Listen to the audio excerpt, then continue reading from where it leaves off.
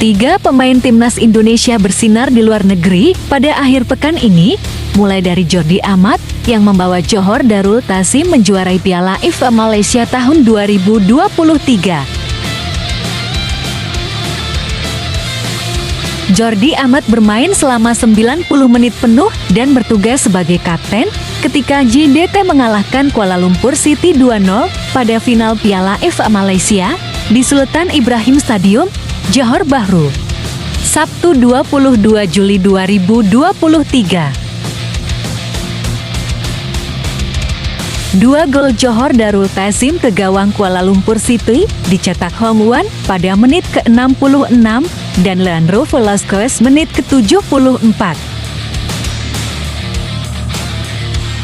Piala ini menjadi yang keempat untuk Jordi Amat sejak bergabung dengan JDT pada pertengahan tahun lalu.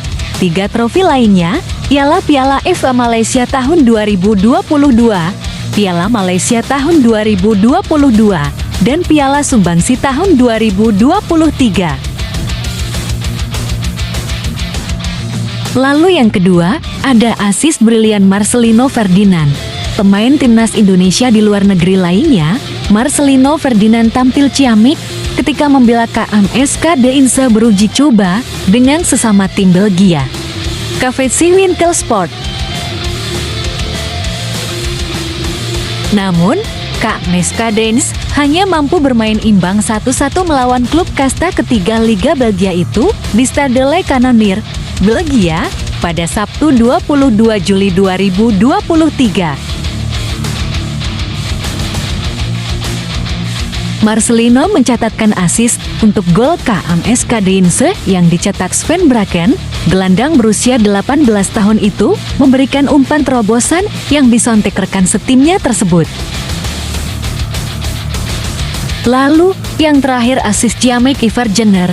Gelandang naturalisasi timnas Indonesia, Ivar Jenner, makin impresif setelah dipromosikan dari Jong Utrecht ke FC Utrecht. Ivar Jenner membukukan satu assist untuk gol pertama FC Utrecht ketika kalah 2-4 dari klub Ukraina, Shakhtar Donetsk, dalam uji coba di Sportpark Nederland, Belanda, Sabtu 22 Juli 2023. Ivar Jenner baru bermain pada menit ke-75 untuk menggantikan Jens Toornstra 4 menit berselang.